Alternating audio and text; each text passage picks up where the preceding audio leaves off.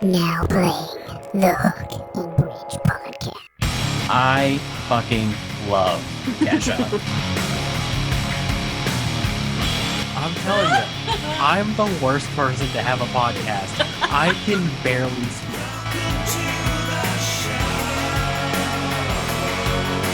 Oh my god, I love Green Day! All right, guys, welcome to the Hook and Bridge podcast, episode 7. Today we have a fantastic episode for you. Taylor, you're very excited. I'm super excited. I'm so excited. We have an amazing guest for you today from the Just Right Music YouTube channel and the justrightmusic.com. We have Avi Blum. Avi, how are you, sir? What's up, everybody? I'm doing so great, and I am incredibly happy to be here. As soon as I saw you guys reaching out, I was like, this sounds amazing. I listened to a couple of episodes of the podcast and was just like, this is great. I want to just hang out and chill with you guys as much as possible. I'm so excited to have you on, man. Like when we reached out, I thought there's no way this guy's just gonna reach back out, and then sure enough, you did. So it's awesome to have Here you we are. Yeah. Yeah, this is how it happens these days, right? This is the way to make it work. This is connecting right here. So for sure.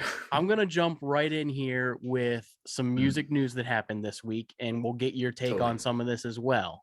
Cool. Happy to do it. That sounds great. So there's not a whole lot that happened this week, but Carrie Underwood performed with Guns N' Roses over the weekend. Did you by chance get a chance to see that performance? I didn't see that, no, but those are two names that I would not have thought would go together. Yeah, that's right. Let alone like co-headline, let alone performing with each other. I think that's super cool.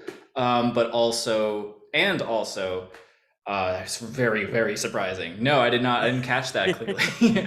But I'm sure that was a crazy performance, stellar. I'm sure. She popped in for Sweet Child of Mine. It was a performance overseas somewhere. I'm not sure where it was, but she popped in for Sweet Child of Mine, and I did catch that on YouTube. She sounds amazing singing it. I've never been a huge Carrie Underwood fan, but her vocal range really fits that song. And I would probably say most of Guns N' Roses music, it really fits nicely. And then I read that she also performed Paradise City as well. So cool. Yeah, pretty good stuff. No, I'm sure she killed it. She has a great voice. Sure. She is where she is for a reason. So yeah. So I have no doubt that she did super, super well. And they have, especially when you're doing a performance like that, these bands, they have rehearsals sometimes weeks in advance. Right. So they're very well prepared, unless it's something like I'm a really big Trivium fan, and a couple of years ago, one of the lead singer and one of the lead guitarists, Matt Hafey, he had to go back home off tour to oversee the birth of one of his children. And he had a YouTuber named Jared Dines, who's like huge in the metal community. He's like a metal comedian, and just like I'm a huge metalhead, so I'm all in that world. He had Jared Dines, which was crazy to me, and Howard Benson, the old Killswitch Engage singer from like mid 2000s. And then for the rest of the tour, they just jumped on and finished the entire set for the rest of the tour for Matt, and that's just so cool. Like one of those. Two of my favorite people just jumping into one of my favorite bands. I was like, it's incredible. So, to pull the curtain back a little bit here, we obviously, everyone that listens to the show knows that we ask all of our guests to bring a song that is important to them or inspirational. You brought along 2 incredible songs. It was so hard to pick one. So you picked Avenged Sevenfold as one of your songs, and I'm a diehard metal guy myself. So it's just crazy. Trivium, like I never would have thought you to be a Trivium fan. That's just, you just don't have that look.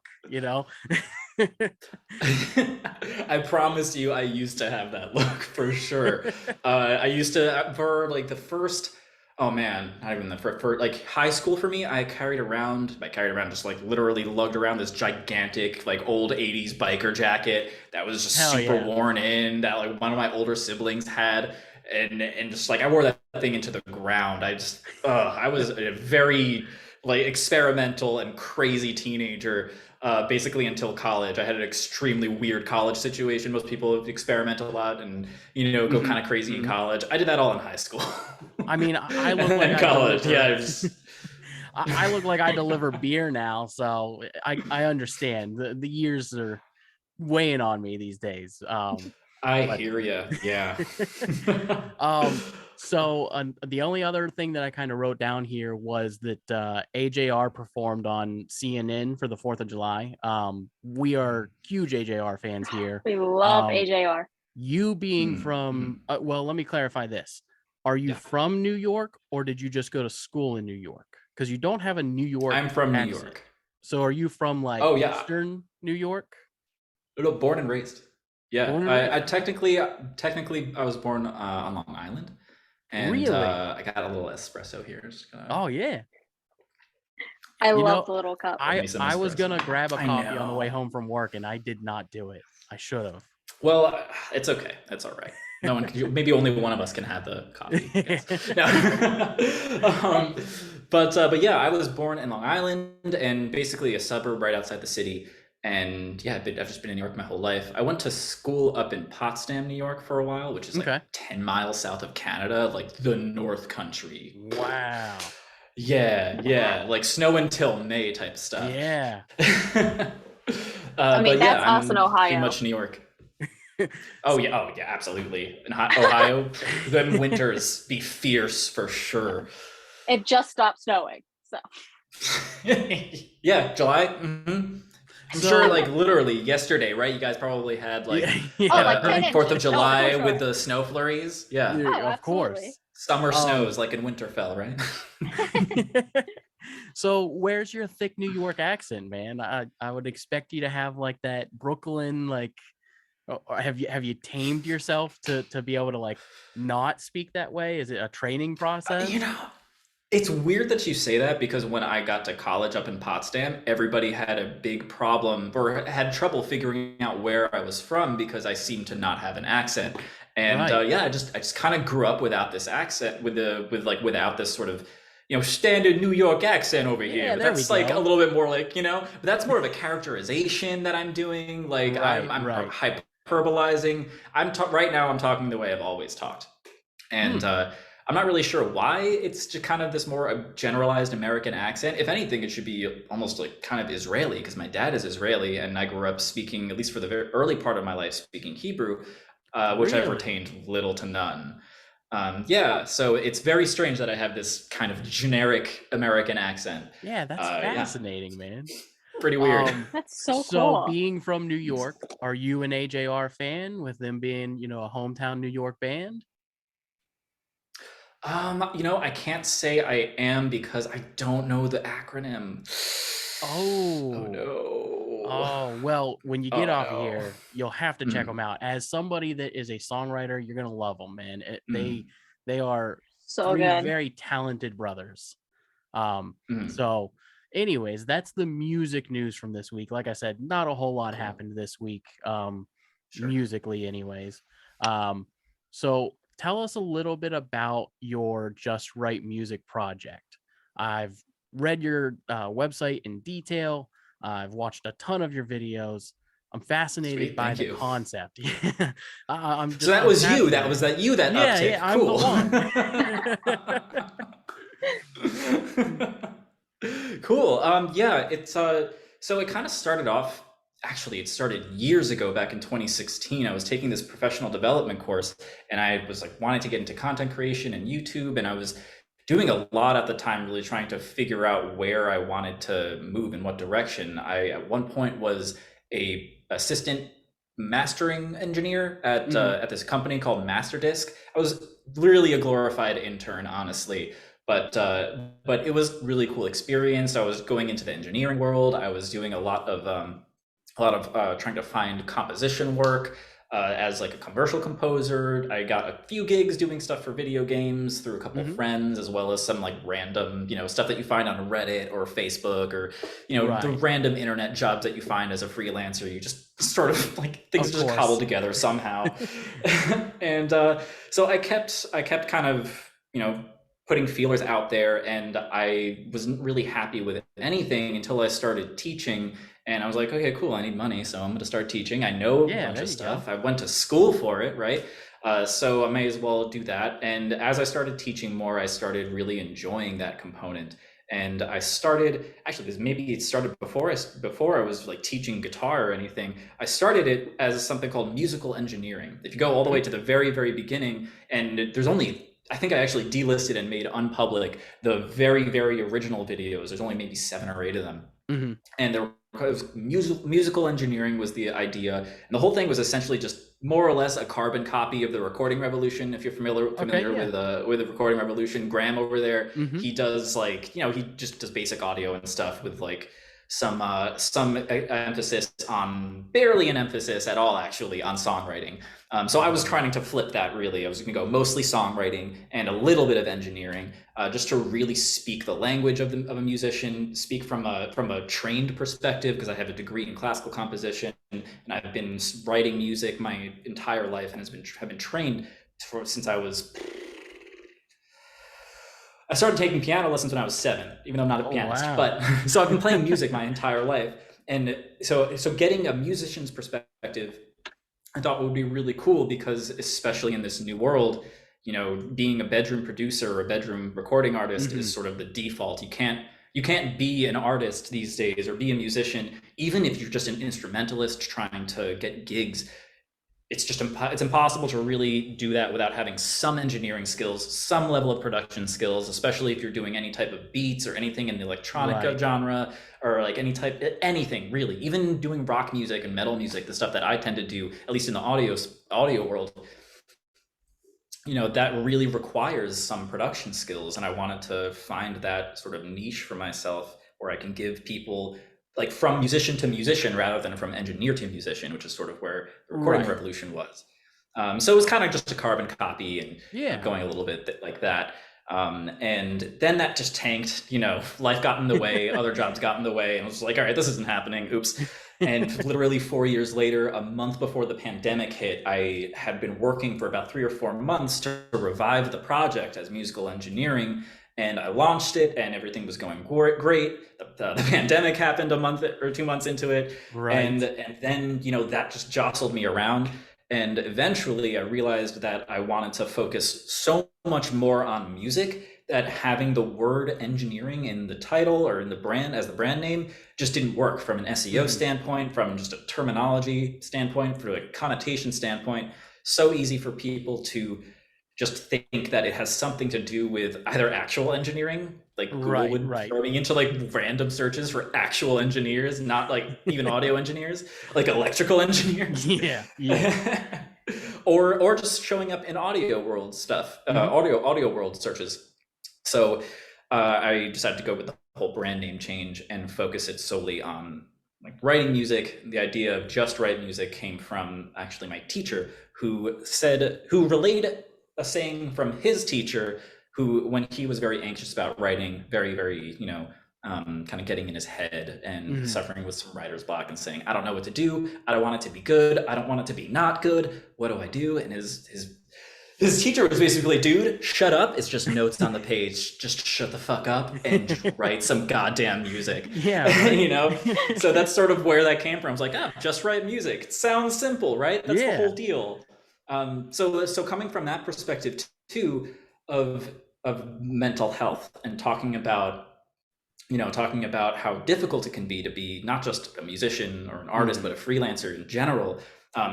Speaking more towards musicians in my channel, of course, but I noticed that there was very few people talking about that, like consistently. Maybe there'd be a one-off and be like, I have depression, here's how I experience it. And not to take anything away from that. Everybody who's talking about that is doing an amazing job, and they should be applauded for sharing that experience.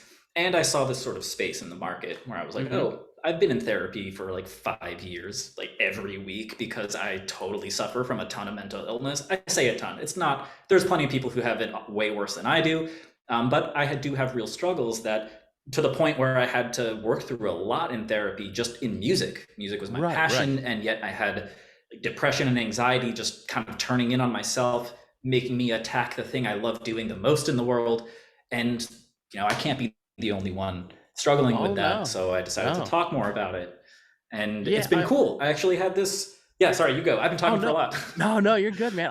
I was just gonna bring up one of your shorts that I watched that actually made me reach out to you. Was you were talking about the key thing that all musicians can do to better themselves, I think was the phrase that you used. And your words were just learn to laugh at yourself, learn to grow past that. And like that really resonated with me as a musician, because before I started doing this podcast, that was my end all goal. I wanted to become a professional musician, and those mental blocks get in the way, and you put it on the back burner and you move on with life, and you keep telling yourself, I'm going to come back to it, and here you are, you're coming back to it, man. Oh man, you have no idea. You are so not alone. I have, over the past 5, 6, 7 years maybe that I've been teaching consistently, I see all the time people playing guitar, whether it's playing guitar, playing bass guitar, writing music, any instrument, any type of musical or artistic, outlet that someone's trying to do. Music is especially, and guitarists are especially bad at this. They hear the music that they're listening to on the radio that's inspiring them to play on the radio, on Spotify or on Apple Music or something. And they think, oh, I should sound like that. But what they're hearing, right? When I say it this way, when I start to set this up, it's like, oh yeah, like, of course you shouldn't expect to sound like, Slash, talking about Guns N' Roses before. You shouldn't expect to sound like Slash on week 3 or year 3 for that matter. And it's so easy to get stuck in that. And I've been there too, I was like, why don't I sound like Sinister Gates? That's my whole goal in life, really, as a guitarist, is to just be Sinister Gates on the guitar. And Taylor, just so you know, that's the guitarist from Avenged Sevenfold. Yeah, he's the lead guitarist. Yeah. There's 2 guitars. They have great stage names: Sinister Gates, Zacky Vengeance. You can't make this stuff up. It's just so good, so good. But yeah, like your experience is so true, and people just don't understand how bad they're going to sound in the early years, like multiple years. That's something I tell my students so early on. Just like, hey, you're gonna sound bad. Get used to sounding bad. It's just gonna be like that for a while until it's not. That's just the way it goes. So moving on a little bit from that, I do have a question for my audience. When you're approaching a composition, where do you start? Do you start with lyrics and move from there? Do you get a melody in your head and then write around it? For me, it's always been lyrics first. I'll write the lyrics and then develop a melody around it. So I'm just curious from your standpoint, where do you start? So that especially if it has vocals, right? That's the kind of the precondition here. If the song has vocals, it really depends. Sometimes I'll have lyrics first. Sometimes I'll have like a guitar riff or something first, right? That like the lyrics will kind of come to me. I try not to let that process be dictated or preconceived too much, right? My ear is going to hear whatever it's going to hear at whatever moment I decide to start my writing session. And as I sort of start to invite that, right, as you're writing, you're generally speaking, the main function that we use to write is our inner ear, right? If you have a song stuck in your head, that thing that you're hearing inside your head, that's the song, that's your inner ear. And when we're writing, we're essentially dictating from our inner ear to the outer world to the best of our ability. Right. So as you become a better songwriter, as you get better at that skill, you get better at realizing what your inner ear is doing, better at dictating it more accurately, and all those things.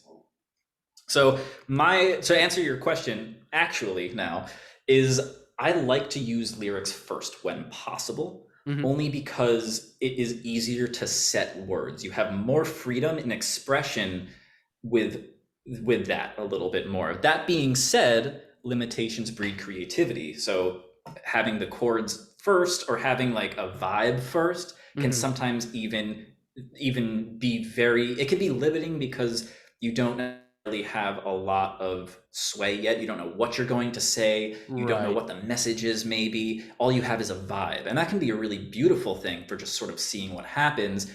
And if you already have lyrics, that does a lot of the work for you, because then they get to set the tone, they get to set the vibe. So I would say there's pros and cons to each, and there's I don't find myself doing one more than the other. I really try and do it on a case by case basis. Mm-hmm. Nice. Yeah. Taylor. Actually, so recently though, yes, you go first. No, go ahead. Oh, okay. So recently the most recent one I did a series on my channel called Watch a Real Composer Write Music in Sibelius, and it was like so long, but it took so long to do.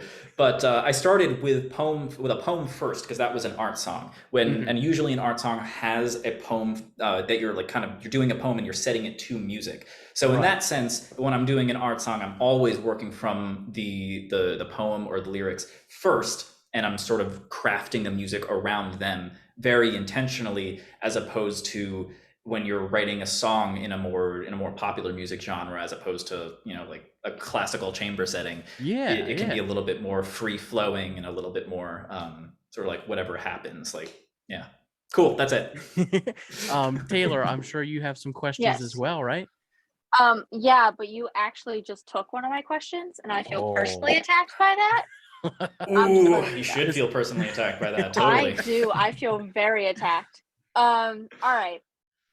This is not a music question at all. So I stalked your Instagram when Harley told me that we were doing this interview. I saw that you have a lot of anime drawings on your Instagram. Now, I am a big anime fan, so I was very excited when I saw them. Awesome. That's fantastic. So I love it. So what is your favorite anime? Like your go-to that you watch? Oh man, that is a tough question.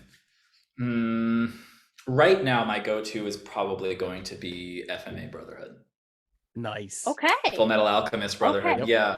Yeah. I mean, don't get me wrong, there's so many others that I can talk about, but when I think about anime and think about just everything, every single checkbox, like just knocked out of the park, like the story, the animation, just everything about Brotherhood is just so good. And of course, it also is able to stand on the shoulders of the previous 2003 series, right?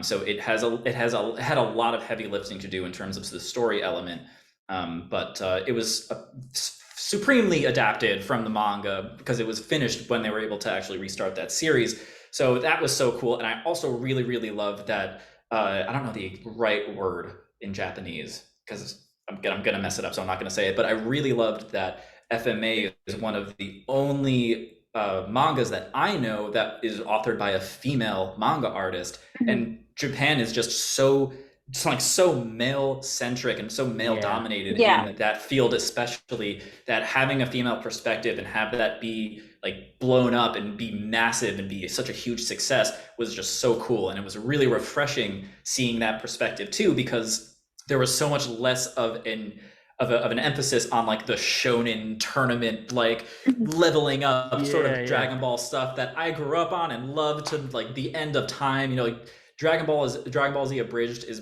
probably my favorite web series of all time. I love it. Yeah, like Team 4-Star knocked that out of the park. In fact, I saw a video essay that was just like Team 4-Star killed like anime abridged things on YouTube because they did it so well that nobody else could really keep up or do it in the same quality. So yeah, FMA Brotherhood. That would be awesome. My I love it. I'm so glad you didn't say Naruto. Yeah, Naruto was never super huge for me. I never got super into Naruto. Which is really funny, because I love Dragon Ball Z. That is one of my favorites, and like I can't get into Naruto. Can't do it. For me, it kind of just feels, a lot of those post Dragon Ball shonen mangas and shonen animes, I really have trouble getting into them unless they have a really solid sort of stylistic change or like characters that are really provocative. Like Yu Yu Hakusho, I think takes that shonen style, and like Yusuke is just like the greatest main character probably ever. I think one of my favorite lines, the minute I knew I loved that show, and I was like 10 or 12 years old or something when I saw this, it's in the early arc and he's still a ghost, and like Keiko has to like come and kiss him before midnight or something, and his body starts glowing, and no one's like telling Yusuke what's going on, and he's just yelling at Koenma like, hey, why am I glowing? What's going on? Just what like a no other manga character would have said something like that. It's just so funny. what a great concept for a show. Yu Yu Hakusho. I was hooked from day one of that show. I was like, this is a great show. Absolutely. It was totally more inclusive too than something like Dragon Ball, which especially Dragon Ball Z, because at first the Dragon Ball is just like no one knew Goku was like an alien or anything, but right. Then Dragon Ball Z came out. Like imagine like next week your favorite show just changes its entire like things. Like suddenly the main character is an alien. Like what? Yeah. Oh man. I love it. Like we're watching Game of Thrones and suddenly, oops, Jon Snow was actually from Ashai the whole time. He was a Shadow Walker or some random thing we've never heard of before. Yeah. Like, oh man. So let's go ahead and move over to this Avenged Sevenfold. Whoa. Every episode. I thought we were gonna get through. I thought we were. This Avenged Sevenfold song, or as I call them, A7X, because it's so much easier to say. so much easier. Yeah. Such a smart thing too. What a fantastic abbreviation for them. Yeah. I saw this old documentary back in the day. It was like 2006 or something. And they were talking about how that came about. And it was apparently the rhythm guitarist, Sasaki Benji, was like, oh, Avenged A7X. And they just started slapping that as a sticker everywhere, like all on PCH and stuff. I still have one of the original demo discs, the CD with the A7X logo on it. That's so I cool. got it from a cousin of mine that showed up to a local show one time when they were still openers. So cool. Love it. That's great. You got there right in the beginning. That is fantastic. So I'm a diehard Avenged Sevenfold fan. I've heard every album. There's one album in particular that I can't stand. The most recent. Me too. The most recent one where it's like, the concept is like, it's like a machine. I just couldn't grasp the concept that they were going for in the album. They were going for something really high concept, really abstract. And I actually have a different answer to that as an album that I just can't stand by Avenged Sevenfold. Mine is Hail to the King. Actually, could not stand it. Yeah, talk about a album that was just real basic rock, right? Like I feel like their producer went in and was like, how can we recreate like the Afterlife album, or even the Backcountry, City of Evil album. Like I felt like they were trying to recreate something that was lost and they just needed to move forward. That being said, I would even go what's your favorite album? Because I have a favorite as well. Oh yeah. I mean, City of Evil. City of Evil is my fave. See, mine for sure. That's the one I found them on. It's just really? Mine is definitely Nightmare. That makes sense. That's an amazing album. It's an amazing album, and it reminds me of a childhood. You know what I mean? That I was 14, I think, when that album came out, and I just remember playing Call of Duty with my friends, and we would throw that on in the background and just listen to it from start to finish. It's great times. Absolutely. The reason you brought this song, what's your inspiration for bringing Backcountry to the mix? So there probably isn't another artist that has been so instrumental in my sort of voice and my as a guitarist particularly, right? Like I have this thing. So seemingly every 10 years or so, there's not every 10 years, but every time I find my new favorite band, it always happens in the same way. And usually that goes something like this. I'm listening to a lot of great music. I have my favorite bands, and I'm starting to like kind of gestate on this other sort of sound, the kind of innovation or a step forward or whatever that is, something that I would like to do in my music. And then I'll find a band that does exactly what I have in my head, and they become my new favorite band. And Avenged Sevenfold was one of those bands. And I was just so happy. I was, and like low key a little mad too every time this happens. I'm just so frustrated because now I have to go find something else to do because they're doing it way better than I could do it. and Avenged Sevenfold is one of those bands. Trivium was one of those bands for me. Periphery is one of those bands. Yeah. Like Polyphia is one of those bands. Aviations. I don't know if you guys know Aviations. They're a newer band that I found. Actually, oh my god, they're like kind of small. I love this. I'm giving them credit. I'm so happy. Yeah, they're this really awesome Boston-based progressive metal band, and they are super super cool. They mix like really fantastic djenty progressive metal with this almost sort of emo kind of vocalisms and even it just works so well and way more than I thought it would. Like what I had in my head didn't sound maybe half as good as what they're doing, and I was just so excited to hear them. And I was just like, oh, this is amazing. They're my new favorite band. Fantastic. I'm just gonna play exactly what they're doing, especially their guitar tone. Really, really incredible. They have this kind of clean boosted sound that's become more and more popular. That's just it is just choice. I really, really love it, and the way their arrangement between the different guitar tones that they have is just so good. So good. So yeah, Avenged Sevenfold is just one of those bands that spoke to me on an extremely deep level. And Bat Country, City of Evil, Bat Country was one of the first songs that I heard. I think Burn It Down, the second track on that album, was the first song that really hit me. I remember before they even had real music videos out for that album, they had these kind of cobbled together live performances that they put the studio recording over, kind of like a hack, like kind of like a de facto or a ad hoc is what I'm thinking of, an ad hoc sort of music video thing. And I just loved it. I just couldn't get over the emotive component of the music, like that sort of catchy metalcore vibe chorus thing that like Killswitch did that phenomenally, super well, especially on As Daylight Dies. I think that's my favorite Killswitch album. And Backcountry just is sort of that perfect example of the catchiness, the amazing guitar work, just like stupidly good. Not just at a guitarist level too. Like the more I learned and went through school as a trained composer and like actually went through formal training, I was able to look back at a lot of these songs and just almost marvel at how good the voice leading is, the counterpoint. They have parts where in those dual guitar parts, which like melodic dual guitars are they're my favorite thing in the world, and I'm just always going to love them. They're one of the reasons why I love Iron Maiden. They're just harmonized guitars, so good. So they do this really cool thing where they actually trade the harmonies. So the parts will jump into the other part's register, where normally it would be a fairly melodic part, or not melodic, excuse me, a more linear line for the melody.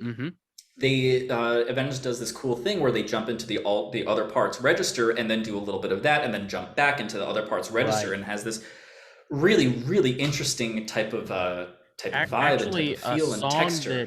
A song that really features that in the City of Evil album is what's that song, Sidewinder, where the two acoustic guitars. I love that song. Oh, they do that very well right at the end. Oh yeah, that's beautiful. In fact, I think that's actually Sinister Gates and his father playing that. Really? I did not know they did like a father-son duo thing, and I think on one of the documentaries that they put out back in the day, they had like some footage of him. They were playing it on one guitar somehow. Like there was I don't exactly remember how they were doing it, but one of them was doing ba-da-da, and the other one would jump up like behind him and go ba-da-da. And one of them was picking, and like the other one would go ba-da-da, ba-da-da, ba-da-da, ba-da-da. That's awesome. Crazy stuff. I mean, yeah. Let's go ahead and play this song. So this is Backcountry by Avenged Sevenfold. As usual, we're playing the recording and we're going to talk about it while it plays. Keep us free of any copyright issues and kind of give our informed opinion on what we think of the song. So this is Backcountry by Avenged Sevenfold from the City of Evil album.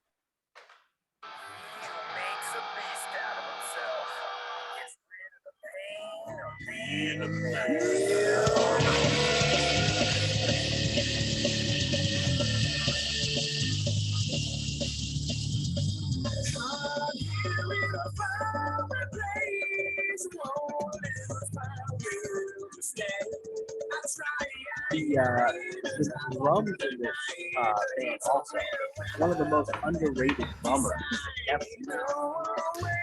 Yeah, I've heard the same. I've actually heard like that some drummers hate his style and hate him playing, or his style of playing. But good lord, it is all. In fact, I remember my drummer in my high school metal band kind of rolling his eyes when I was like, "Check this guy out," and he was just like, "Bah." I mean, his double but it's bass. such a unique style. Yeah, his double So bass good. is untapped. Yeah, talk about like machine gun, like Yeah. I love so it. crazy. Oh man, and like right here, actually, this this main motive that's happening in the verse is actually mimicked later in the solo when he's doing. That is a really common trick to make Love it. the solo feel like part of the song. Like you can't imagine the song without the solo now, because they're literally mimicking the melody and then kind of running with that and varying it and doing these other things. I never put that together. I'm using that. I'm using Do that. it. Yeah, totally. Take Yeah. it for sure. Oh, this break. I always forget how much I love this band until I listen to this band. Oh, they're so great. Totally. So good. Totally. Something I find is that the bands that I love the most will have a lot of variety in metal. And I think the reason why I'm drawn to metal so much, and the bands that have a lot of variety, particularly like progressive or gent type bands, they have so much contrast. They have these sort of softer parts that are then contrasted by the heavier parts, and that variety just gives a lot for our ear to latch on to, and to be able to. It gives us more of a journey to go on, and I think that really speaks to speaks to listeners in a very visceral way. And maybe that's one of the reasons metal is like one of like those very insulated communities that are just like, yep, we're here, still here, gonna keep being here. I love it. That's why I love the band Full so much. You know what I mean? I love the just the small intricate parts, and then they just get together like a nice little sing. Easy listen. I love it. I love it. Oh, there it is. Right here, they're gonna do these kind of jump into each other's harmony parts. Yep. So good. Something that really blew my mind when I was a kid and first hearing this solo part, this little dual part is going to continue into the verse as it goes. If you listen really closely, there's these continued lines that they keep going up with these ascending lines. Yep. Right there. Right? And it's just this beautiful call and response between the verse that we haven't heard before. And it's just so good. Such good songwriting. Yeah. I mean, I love this band so much. I can't tell you how excited I was. And my wife, who is not able to be here today, is a diehard My Chemical Romance fan. She was so pissed at me when I chose this song. She's so mad that she didn't even come today. She was just like, I'm going somewhere else. You know what? I understand. My partner is also a huge MCR fan, and actually to the point where it's fun. This is actually pretty funny. I didn't like My Chemical Romance until literally about 2 or 3 years ago. I think I actually was talking to my partner on like an online dating app on Hinge. We met online, and she was like talking about our taste in music, and she mentioned My Chemical Romance. I was like, okay, I remember like thinking that they really sucked when I was a kid. Let me give them another listen. And like my older ears were just like, oh my god, they're really good. There's such an interesting sound. Gerard Way has such a unique voice. The songwriting is so solid. Like there's just such good storylines and narratives while also being super accessible. And I was just like kind of kicking myself for being such a snob when I was younger, because I like remember hearing the songs that like younger me was just like, this sucks. And now I'm just like, this is some of the best songwriting I've ever heard. Period. Yeah. So another fantastic band. Oh, and they're coming back. Oh my god. That new single that they came out with. Yeah, it's fantastic. I love it. There we go. Well, so that was Backcountry by Vince Sevenfold. I love that song so much. Good. So I know that you have to get going here soon. So I just wanted to run through a couple of quick things with you. And Actually, I still have like 15 minutes, so we okay, still have cool. a good amount Great. of time. Yeah. Mhm. Before we do that, I have an important question for you. Oh Does my my God, yes, please. microphone look legit? Yeah, that looks pretty legit. What kind? What's the brand there? Is that a? That looks I don't pretty know. legit. Yeah. Harley Tonal, ordered yeah. it for me, but it doesn't work with my iPad, so I set it up to look fancy, like when Harley has his. Yeah, So it's not you plugged don't have in a to anything? studio like I do, so Yeah, so I'm just in my bedroom. But I want to make sure that like Fair. it actually looks legit. Like I No, that look looks like I good. know what I'm doing. Okay, awesome. Yeah, All right, the carry cover on. with a pop filter, that's really Yeah. what does it. You you're know, killing it. absolutely. Those are huge. And it's And you got know, a it's funny. little thing. Oh, awesome. See, there you go. That's everything. Yeah. That really does Yeah. translate into like making it look legit. Even I'm surprised even how many people on YouTube these days just don't put a pop filter on. And I'm just like, really, guys? Are you kidding me? It drives me Like, insane. right? Yeah, especially what drives me insane too is seeing that happen on those videos, and they have like a ton of views, and they're like a huge channel, or like compared to me, a huge channel. And I'm just like, how? Like, what? They don't even put. They're not. Ugh. Yeah. So or it is what it is. But or recording. I see a lot of this on YouTube. Recording guitar, unmiked, just straight to your phone. Oh, drives me insane. yeah. Or even if it is mic, something I really dislike is when I have, and this is such a nitpick though. This is such a nitpick because like people, guitar, if just because when someone's a guitar guy doesn't mean they're an audio guy, right? And I think that's really important to say. But that being said, I really dislike when people who do guitar demos only give you the kind of like what you're saying, like the guitar sound, but done on the phone mic. The guitar sound done on either the phone mic or whatever's doing the voice audio, and not having a direct input for the guitar, because it just sucks. And I know why people do it too, to some extent, because those amp sims are really tricky to get a good sound on if you don't have something really great out of the gate. Right. But you know, there are cheap enough and good enough amp sims these days. So I'm just gonna call these people lazy.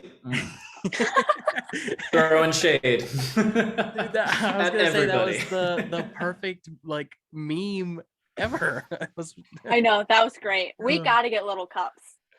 Having this just to prove, I don't even have anything in this anymore. I just have to prove a point. You know? See? Same with my not prop. working mic. Yeah. Yeah, all about the props. We got our prop game is strong. That's right. So I want you to pick the question of the week this week. So I completely forgot to read this at the beginning, but the answer to last week's question, the question was Britney Spears, Christina Aguilera, and Justin Timberlake were all stars on which children's TV show? The answer, of course, was the Mickey Mouse Club. Right. So we have three categories here, Avi. We've got pop, we've got soundtrack, we've got 80s. Which one would you like? Oh man. Oh, I'm not sure. Pop, soundtrack, or 80s. Is there any other like narrowing down anything other than that? Do we have like any type? Oh, okay. Completely random. And this is we're still talking about music only, right? There's like music question. Yes. Okay. All right. Just want to make sure. Just in case we're to talk about politics or something. Like, I would say let's go with soundtrack. All right, soundtrack it is. This week's question is Boss of Me by They Might Be Giants is the theme song for which TV show? Oh my God. Can I answer this right now? Do I get to do that? I'll tell you what, you can hop on our Instagram and answer it there. Oh, yes, I'm going to do that. I'm going to do that because I know the answer already. I also love that that the question involved They Might Be Giants somehow, another band that is like not super well known, but like had a huge influence on me as a kid. Oh my God. I mean, reading that question, I for sure thought the answer to this question, if you had asked me right before reading that question, I would have said that Jimmy Eat World was the band that wrote the song for this TV show. So I could see that. It sounds like a Jimmy Eat World song. Yeah, I can see that for sure. But yeah, definitely go on our Instagram and answer it, because Taylor's been looking for an excuse to cash app somebody $5. Yes, please. I want to cash app you $5. Yes. I'm in. I'm totally gonna get it. So I know before exactly what song it is. but before you head out here, what would you like to plug, man? You got anything coming up? You got anything in the works Oh you my want us to promote for you? I got stuff to plug. Well, I do have something big in the works, but it's still in its early stages, so I don't wanna like say Ooh. anything that I'm gonna have to like go back on later. But I am in the middle of building a course, like an actual like digital like online course where Mm-hmm. I'm essentially going to teach people how to write really really great melodies, like solid melodies. Anything Okay. you need to know in order to write a melody is going to be in this course, and it's going to I want to the way I like to do it is I'm going to have these kind of different sort of organizations of the course with different these different sort of different sort of modules. So you can kind of choose a version that'll be very light on music theory and sort of on the Mm-hmm. mechanics and that stuff, or you can choose a version that's going to give you all of that information, or maybe like somewhere in between. So that's sort of the big thing I'm working on, but that leads me into the actual plug, which is what the course is sort of based off of. I have this free guide called 7 Ways to Write a More Effective Melody that gives people just what the title says, 7 Ways to Write a More Effective Melody. And it's really simple stuff, really, honestly, like not too hard, not too like theory involved. But there is a little bit, like one of the tips is just to like, rely on functional harmony, which is just, sort of the standard way that over the past 200 or 300 years, chord progressions have sort of fallen into this kind of pattern called a tension and release pattern, or a dominant tonic pattern. Yep. And so it's really, really, there's so many common chord progressions over the years that you can just use functional harmony, use that to guide you through your melody, and that will help create a sense of a narrative and a sense of an actual contour, which is really cool. So that's the guide. It's right there at justwritemusic.com, right on the front page. If you went to the site, so you know exactly what I'm talking about. And yeah, that's really all. It's free. Anybody can get it at any time. It's never gonna not be free. So no matter when anybody's listening to this in the future, they can always go and grab it. It's gonna be right there on the front page, unless I have a better guide that I come out with in the future. Yeah. That's a year or two away at least. And then obviously, go and subscribe to the Just Right Music YouTube, man. Like everybody should go and check you out on there. Your videos are that'd be great. cool. They're inspiring. Thank you. They're informative. I used one of your videos recently on teaching a student of mine how to get faster at transitioning their chords. So I used your technique to teach them. I'm so happy that video actually helped somebody. Yeah. That's what keeps me going, man. Seriously, that is what keeps me going. Just getting like a comment every now and then, just be like, "This was great. I needed this." Yeah, This is like something like this is what I needed to hear, especially on the mental health stuff. Right. That just warms my heart. And just want to like roll up in this feeling and just be here and just be cozy. Hey, that's what I want to do. That's why we're here. That's why we do what we do. So what we do. It's been fantastic having you on, man. Please come back on for another follow-up. We'll set something up anytime. This has been so much fun. Maybe even do like a segment down. with you where we, write a song together or something. We'll come up with something. That would be so much fun. I'm so happy. Yeah, absolutely. I was actually thinking about going through a demo of my other guide called the 3-Step Song Starter, which is essentially that. It's just writing a song, but in 3 steps, just easy. Maybe not a whole song, like a song section. You can take that same formula for your next sections, and that's it. So maybe we could do something like that next time, and just kind of build something together like that. Yeah, I love that. That's so much fun. So cool. Yes. Yeah, I'm so super much in. Fun. Yeah. This was a lot of fun. You guys are great. This is a fantastic podcast, and I'm happy to come on as often as you guys will have me. Oh, awesome, man. Thank you so much. Thank you. My pleasure. The song of the week this week was picked by Taylor. This week's song of the week is Summer Girls by LFO. And then our email is hookandbridgepodcast@gmail.com. That's where you get booked for the show, where you can send your comments and concerns. And if you have any ideas on how we can improve, send them over that way. The Instagram is Hook and Bridge. If you look that up on Instagram, it'll be the first thing that pops up. YouTube is Hook and Bridge Podcast, and we're exclusive on Spotify and Amazon Music. All right, great. Well, thank you very much, man. Have a wonderful evening, and we'll talk to you here soon. Thank you. It's been an absolute pleasure on my end. Taylor, Harley, you guys are awesome, and I can't wait to be back on. Thank you so much. All right, man.